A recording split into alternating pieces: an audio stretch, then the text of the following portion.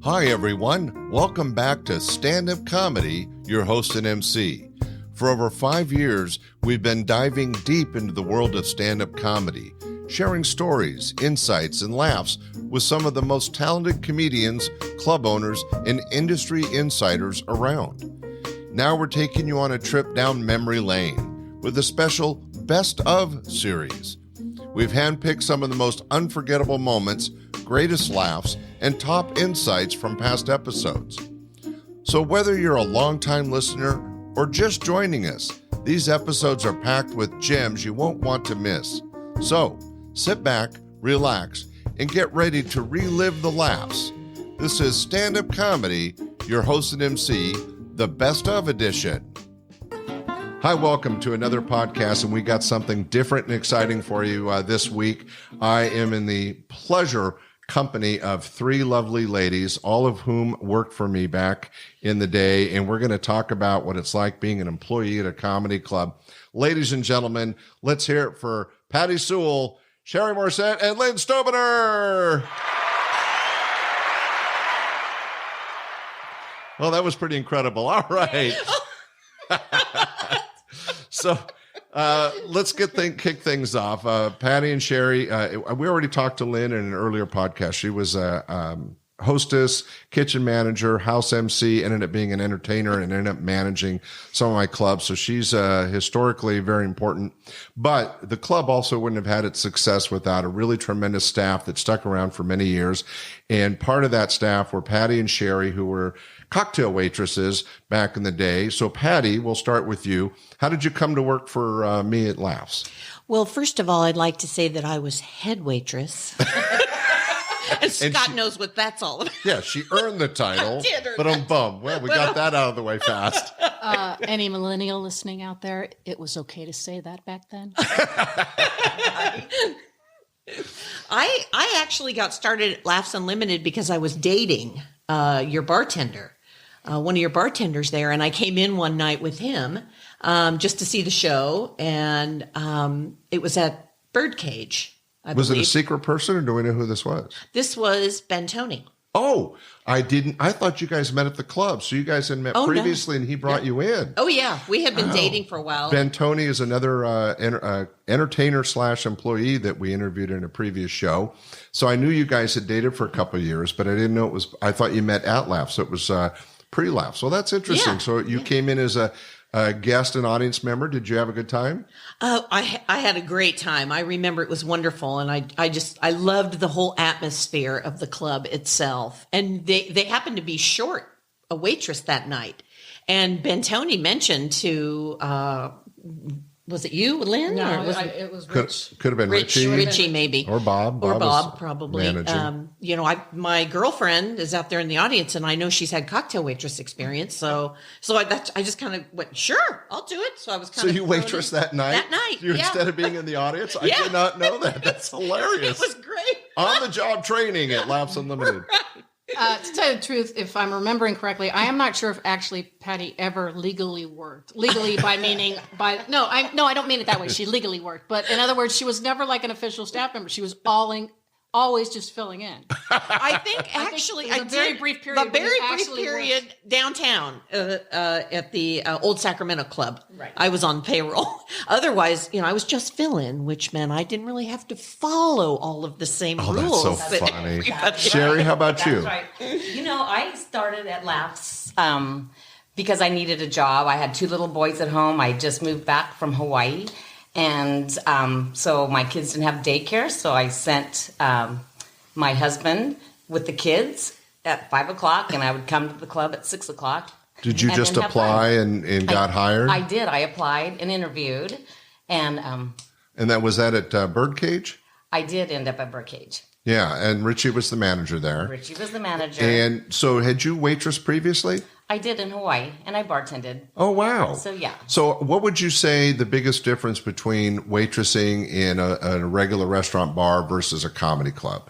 The energy, the love, the people. I loved Absolutely. watching the guys up on stage. Loved watching Lynn come in and MC, make me so happy. It was like not even coming to a job. Yeah. It was coming for fun. It was completely fun all the time. And made good money.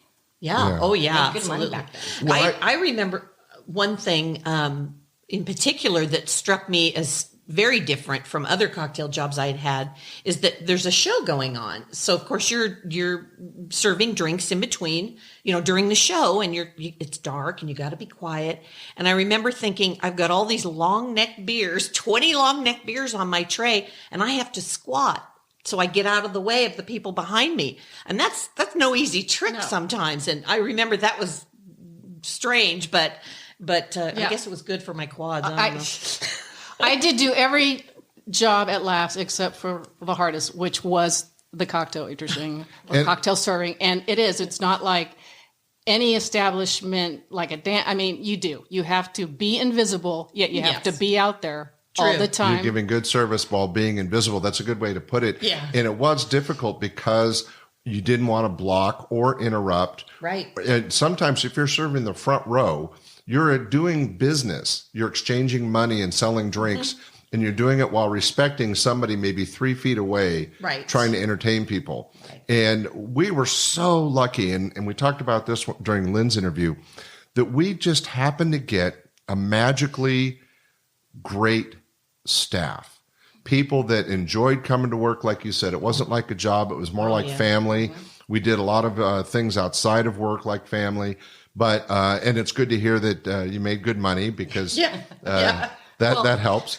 Another cool thing, different than if you were just at a bar or a dance club, is that you always knew you were going to have new people in 2 hours. So Yes, exactly. And even though we had our share of drunks, people, first off, in the first dozen years, I never had a 2-drink minimum because I didn't believe in that. I think people were paying for a show, should see a show, and if they wanted to drink or have food, it was up to them. These days, there's 2, 3, 4 drink minimums, or you got to buy food. It's crazy. Mm-hmm. But in those days, I didn't have all those rules. So people, I think, at a comedy club, and I always love this about being in the business, are there to be entertained and to be happy. Mm-hmm. It's not like you can go to a restaurant and you could be upset about something, or you're at a bar and, whether you're hitting on somebody or on a date, you could have something negative happen or something negative going on around you. But at a comedy club, the entertainment factor, the fact that people paid, they're vested in having a good time, makes them want to enjoy themselves. Mm-hmm. I'm glad to hear from all three of you that it was something that was a more fun experience. Oh yeah, it was just the people were great. All the waitresses and all the other staff. It was like you're there with your family, like you said, and it was just we laughed all the time. We were always laughing. It seems like even at cleanup at the end of the night. I mean, the music's playing. I loved all the music that came on when the room is emptying and we're running around cleaning ashtrays and getting things off the table. And millennials, ashtrays used to be in the clubs because you could smoke indoors. Right. Yeah. So funny, but it's funny back that in the day, something that we were talking about before we turned on the microphones is that we're all older now. Yes. But the truism is that we were all young then. I mean, even I was only 24, 25 when I started. Yeah. That's very young to be operating this kind of operation. And you talk about the live music, the loud music and stuff. I'm a product of rock and roll 60s. Right. And that kind of music gave us energy. And it's great that it worked for the staff, but it was there because it worked for us. We enjoyed ourselves before, during, and after the shows. Yep. And if that meant we can control the atmosphere, the environment that we had to work in, because it's still work. Right. Some of us enjoyed that after drink a little bit more than others. And sometimes it wasn't after, apparently. Who would sneak a shot now and then? Now and then, yeah. Oh, my best friend's cousin's in the audience. Can I buy her a drink? Yeah, sure. Here you go. Okay. Well, you couldn't see that, but it was me shoving a shot down my throat. So there was, Becca. There were rules. And I found out after I sold the club and talking to ex-employees that many of those rules went out the window, and I wasn't aware. I was a pretty naive boss. I would like to say, surprisingly, most of them didn't go out the window, Well, the rules were followed, but I mean, there was a rule you weren't supposed to drink during the show. The staff, of course, because you're working. Was there really? I don't recall that on the sheet. I And did then- get a real employee and got in the handbook. That's right. Remember, I'm just filling. I'm doing you the favor, so I don't have to follow the rules. Exactly. And what was interesting was Lynn and I were just cracking up about rule number 8. And I thought that rule number 8 was pretty well held. And I found after, No. Lynn was explain to the millennials, she was Lynn, making what, sure we toed the line. When Lynn managed us, we were, Yeah, I still think that in comparison to probably other clubs, Yeah.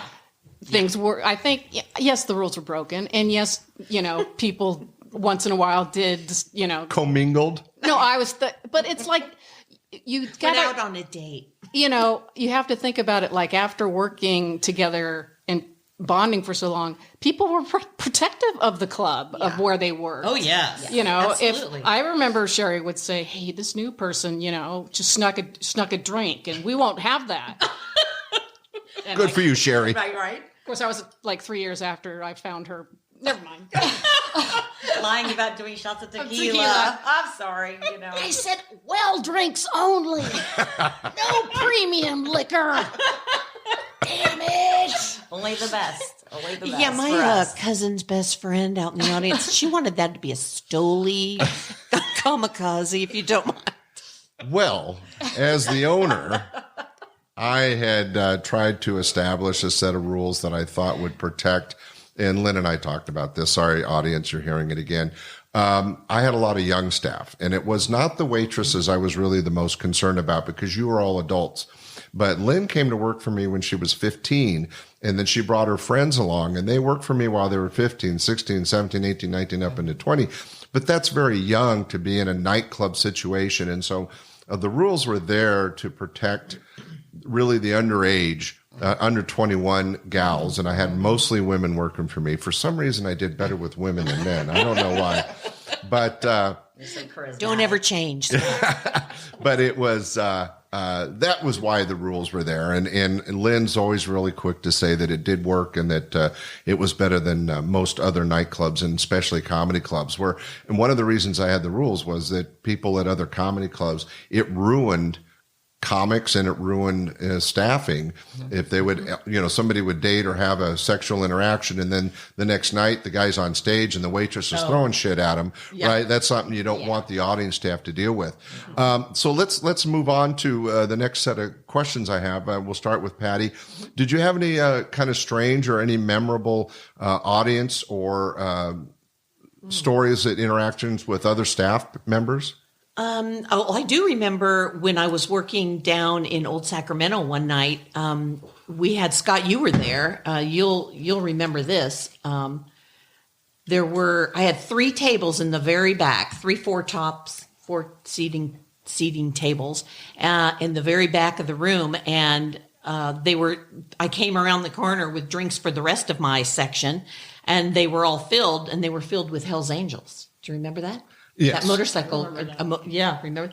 And so you called the beat cops in Sacramento and told me, okay, just ignore them.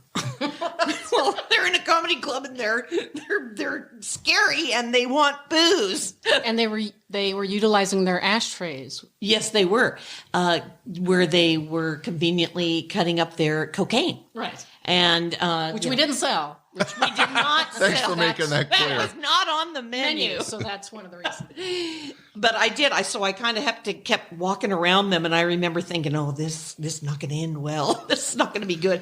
And then we finally got the beat cops in and got them out because they were loud and boisterous, and they were disrupting the show. And Yeah, and I don't know if you can do that these days with all this PC crap, but back then, I had the right to refuse anybody. And there was several people that if they were previously drunk or obnoxious or overly loud or thought they were Or more doing important, cocaine on ashtrays. or doing cocaine on ashtrays, I would just boot them out. And if I felt like I couldn't handle it myself because I was the bouncer of my own club, I would bring in the help. Sherri, did you have any interesting stories with staff or as audience? I remember once when we were in Birdcage, and Real quick, I want to say, Birdcage, by the way, is a club. We weren't in a birdcage. we were hanging out. These were That was the name of the mall. right. The strip mall, very popular. Sorry, But I went to card this girl, and she put out her finger with her Yes. engagement ring on it and said, "I'm engaged," and I'm like, okay, congratulations. Can I see your ID? She goes, I'm engaged. I'm old enough. I'm like, I'm pretty sure you're not old enough. And so the boyfriend or fiance was like getting kind of crazy, and we had to ask her to leave because she was underage. Oh, she was like not wanting to show the ID. No. Well, what was it? Remember, there was someone who gave you the ID, and you recognized the person on the ID, and it wasn't them. the person? Yes, there was one of those. Oh, what are the odds, right? Yeah, exactly. I'm pretty sure Hey, that's Beverly, not you. I just saw Beverly at the hair salon. I don't think you're That her. was a bad day for that person trying to use that ID. It's like, oh crap. What are the odds? I had a guy.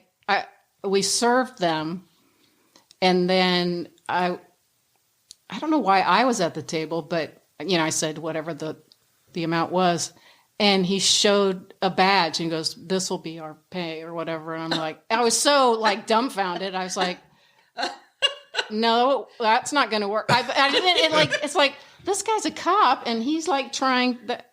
I was just Get out of his bill. What? right, and I made him pay, and he kind of threatened me like, "Okay, I'll remember this. right." I remember one time, this one gal was just a total jealous type, and she was there with her boyfriend, and I came over. Hi, I'm Patti. Can I get you something to drink? And she gave me a glare right away because I happened to look at him. Mm-hmm. I'm just making eye contact with him. She was just one of those women. And I said, margarita, pina colada, something fun like that. And the guy turns to me and he says, do you have sex on the beach? And I just right away, I just said, anytime I can get to the coast. Perfect answer. It was so, I surprised myself. And I'm telling you, you should, she was looking daggers at me. Yeah. Looks could kill, and he's cracking up. And Oh, that's funny. Yeah. We should say, though, we had some very good-looking waitresses. You guys were all bodacious and, not like... What's that look, Lynn? No, they weren't like... Bodacious tatas? Not sex kittens for or you anything. millennials out there. So we're hiring for some new cocktail servers in Citrus Heights, and this very angelic kind of plain girl came in, and she had plenty of experience and seemed very nice. She looked very innocent and quaint and all that, and so we hired her. And then she shows up for her shift, and I swear to God, I didn't even recognize her. She was like, I don't know, I don't remember because she didn't work out. Let me guess. Sex sells. Oh, yeah. I mean, she wasn't leaving anything to the imagination. I mean, you don't remember? She was like unrecognizable. She was just like... Stop to think. What did you do? I don't remember. It didn't... Well... We were not the Playboy Bunny Club, so I don't think she was happy with I mean, it turned out not to be her gig either. Oh, good. But she literally was like... Yeah. She wanted a bar where those looks would make her more money. Literally in a comedy club. Probably wanted a poll to also... That wasn't the But you know what? That's so great that I met these girls at Laughs Unlimited. How many years ago? And we're 3. still... More like 35. Okay, but we're still so close and such good friends, and that speaks to the environment of Laughs Unlimited. Well, and that brings it back to what Sherri was saying, is it wasn't just a job, it was fun, and it was, and we did a lot of stuff outside of the club. In fact, I'm going to go off of my script. Do you guys remember some of the things that, who here of the three of you went to bowling night? It's a podcast, Scott, so the raising of the hand. Well, I was going to say...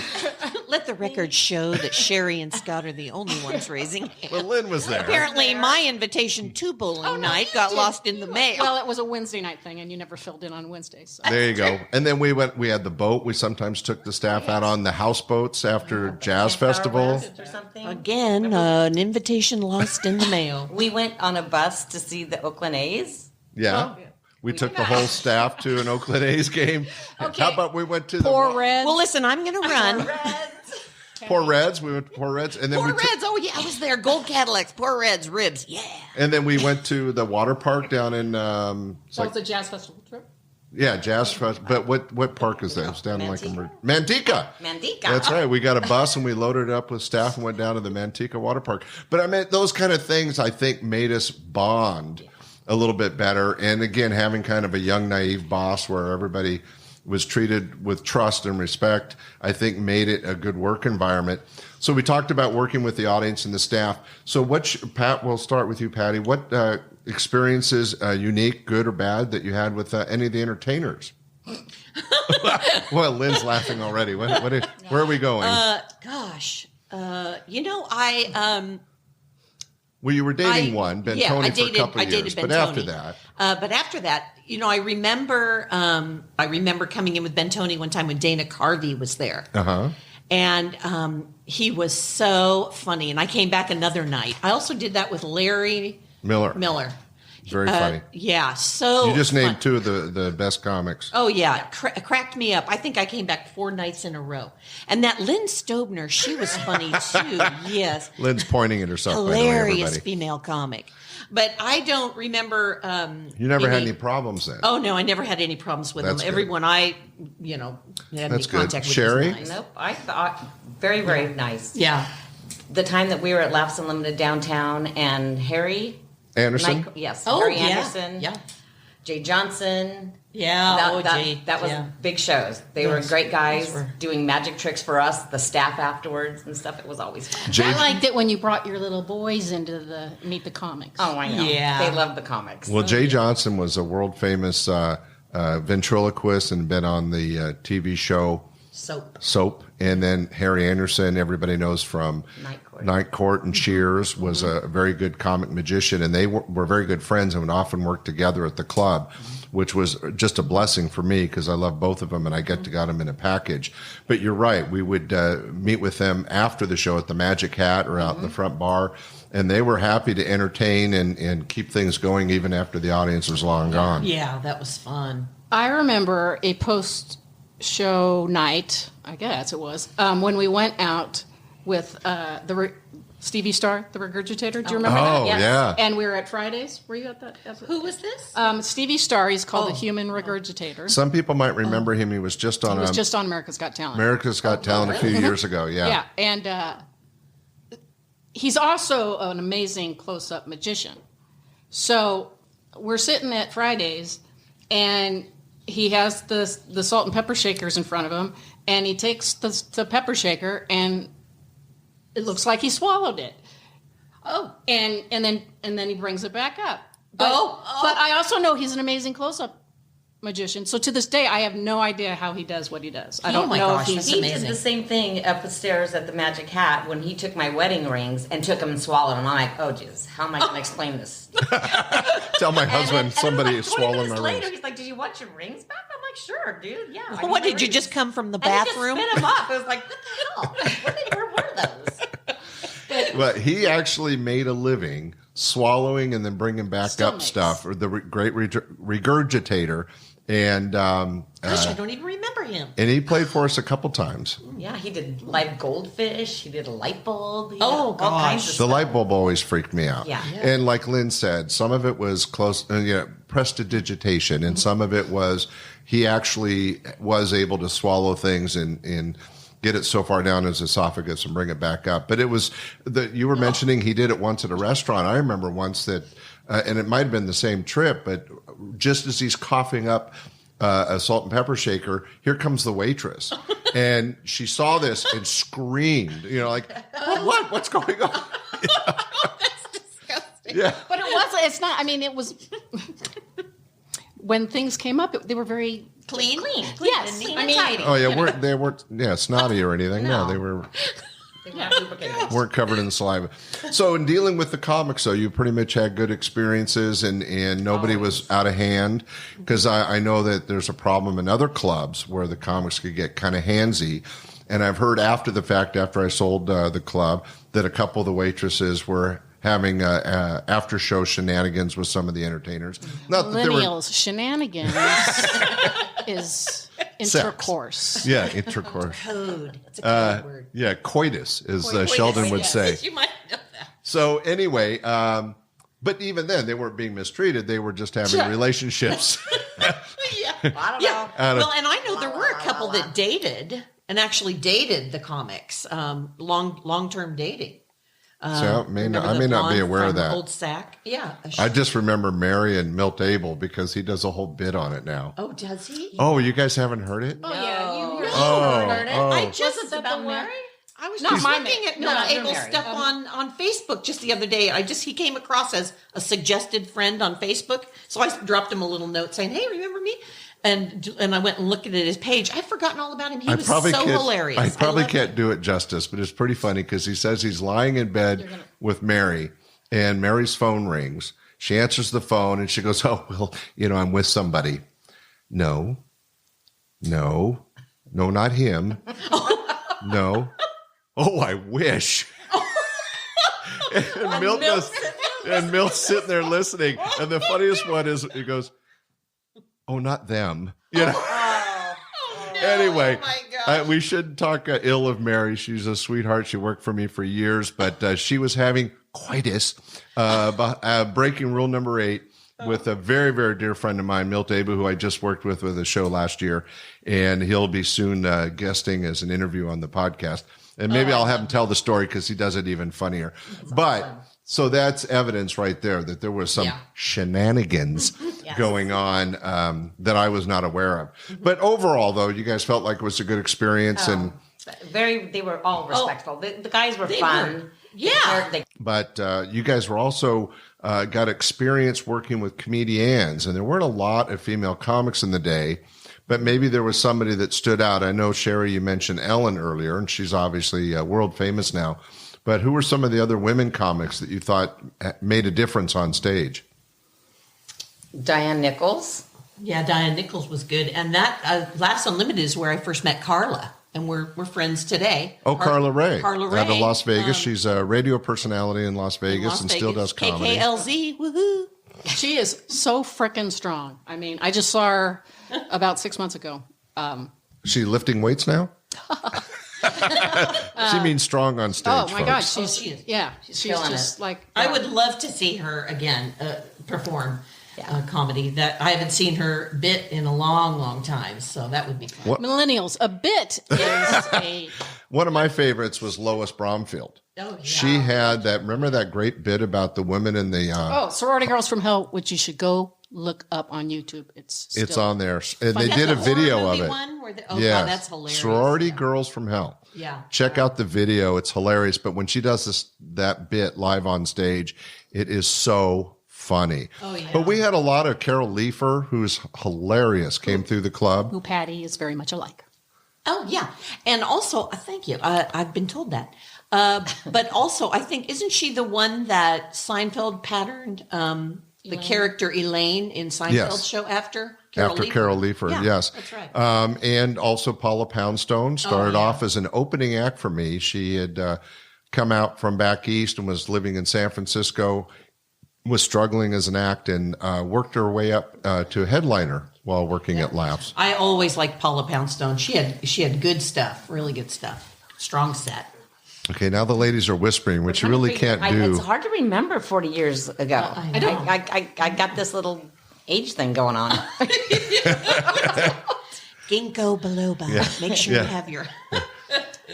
Put down the joint. So go I ahead. really liked Karen Anderson. Oh, yeah. Karen Anderson, we should talk about Karen. Karen was actually from Sacramento, and she started off as an MC/opening act and ended up being one of the head writers for the Ellen DeGeneres Show, but many other TV shows, and she's still writing today. Yeah, that's great. Good Karen for her. Anderson is That's a very funny young lady. Yeah.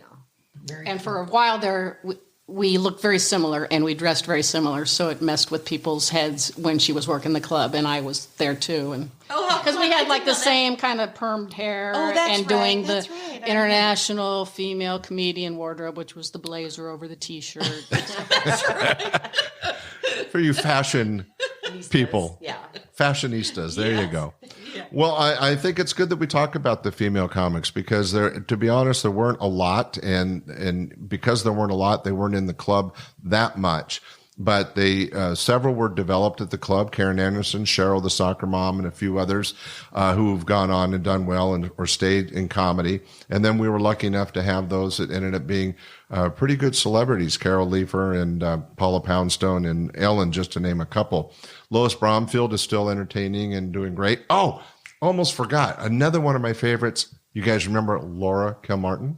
Oh, yeah, Lori Kilmartin. That's who it is. I was wondering that was the monkey butt pink dress. Oh, what was the bit? Lori She was at a wedding? That's right. Yeah, I she remember. works What was the bit, Sherri? She was doing the bit about she's always been a bridesmaid, never a bride, and there's like so many shades of pink. And she goes, and which one do I get? Monkey butt pink. Monkey butt pink. I love it. Everyone knows how Lori pretty Kilmartin those was dresses a hoot. She lives back in New York now and is raising a child and still doing comedy. She's doing really well. Good for her. Well, that's a great shout out to the comedians in the business. Well, we're going to go on to our next subject, so stay tuned. Now here to celebrate women in comedy, here's a nice Sacramento set from Paula Poundstone. Thanks very much. Yeah, I was able to nail down the Comedy Oasis job. I'm able to go to Winnipeg and Sacramento. I'm feeling pretty good about it. The Tonight Show's nothing when you compare it to Sacramento. Unlimited laughs, you guys. What more could you ask for? Actually, Jay loves the road. I like it, okay? It gets a little depressing, though, sometimes. I was in Cleveland a couple weeks ago. I rented a Chevette and tried to drive into a tree and kill myself. Only as it turns out, you can't get up enough speed to do that in a Chevette. You know what you can do? You can knock the Kleenex box off the dashboard, which certainly vents a good deal of feeling. Are there a lot of tourists here?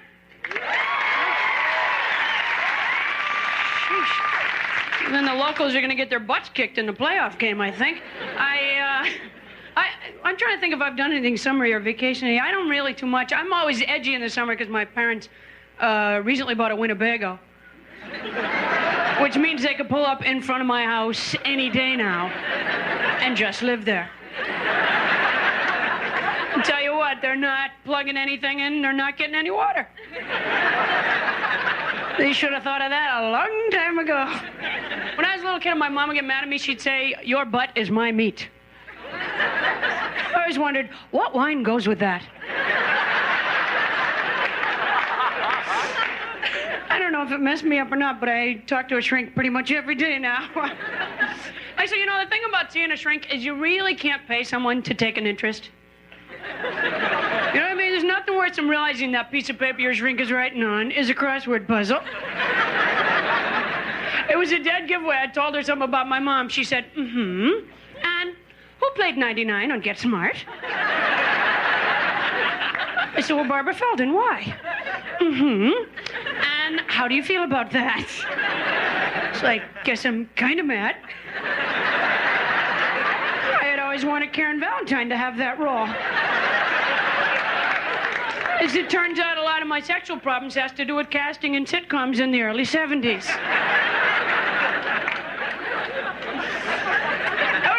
I would like to do a remake of that movie, It's a Wonderful Life, where in the beginning of the film, I jump off the bridge and the angel rescues me and shows me what life would have been like without me. Only it turns out it really would have been a whole lot better. And the angel is forced to apologize. I just read, I think it was last month's Life magazine, they were talking about old movies. They said The Wizard of Oz was reviewed badly when it first came out. Did you read this? Yeah, they said it was stupid and unimaginative. What if it turns out Rambo 3 was really good?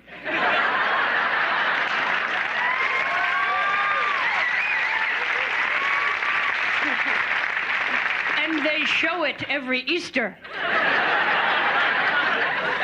I'll tell you, I understand that you guys liked the Batman movie. I'm not going to see it. I figure I've seen it frame by frame in T-shirts that have walked by me at this point. Enough with the Batman movie. I liked the television show when it was out, you know. Though, you know why I think the criminals always got caught on that show? It's because they wore their names on their outfits. The Riddler wore a green leotard with question marks on it.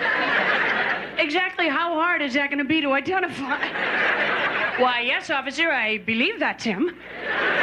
Unless, of course, the Ice Capades has a punctuation theme this year.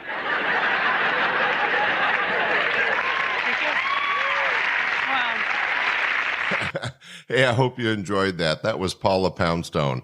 When Paula first came out from Boston to San Francisco, she got stage time at Laughs Unlimited as an opening act.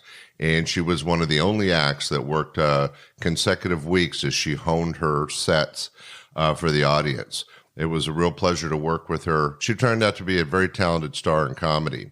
So let's get back to our interview with our waitresses. So, wait a minute. You had good jobs. You made good tips. You had a good family experience, and you liked the comics. I guess the podcast's over.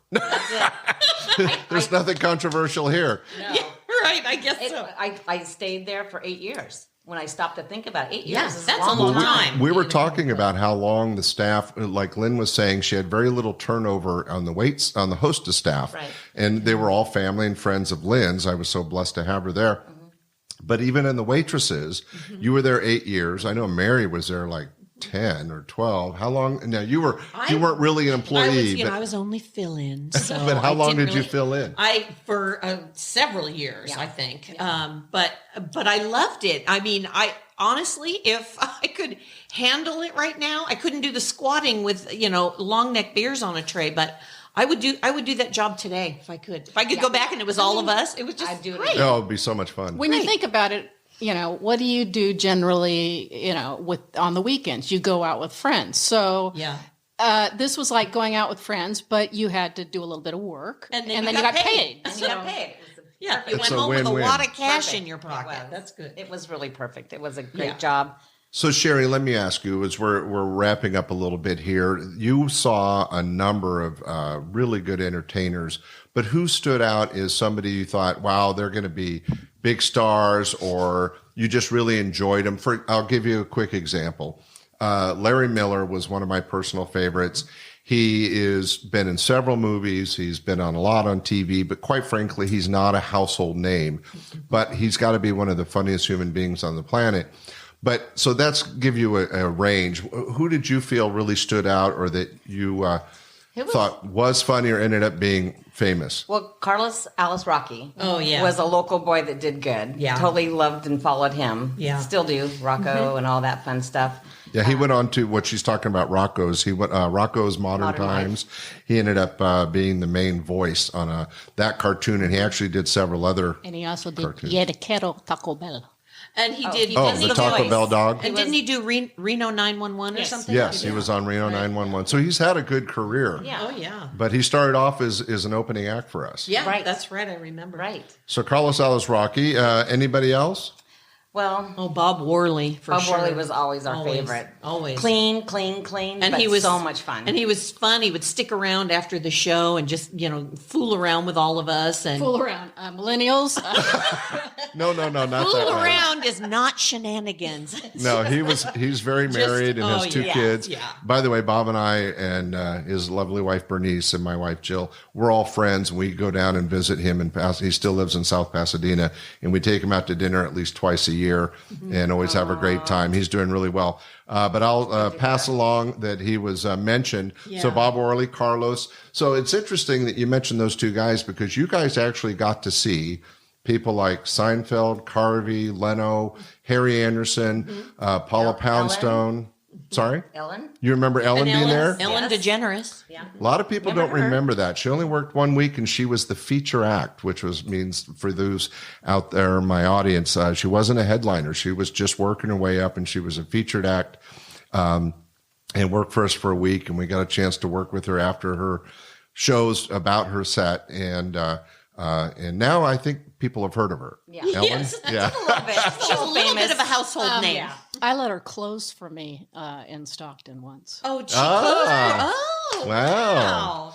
Very good. That is very cool. Lynn, as the manager of the Stockton Club, had the prerogative to. Well, no, it wasn't actually. It was not a laughs gig.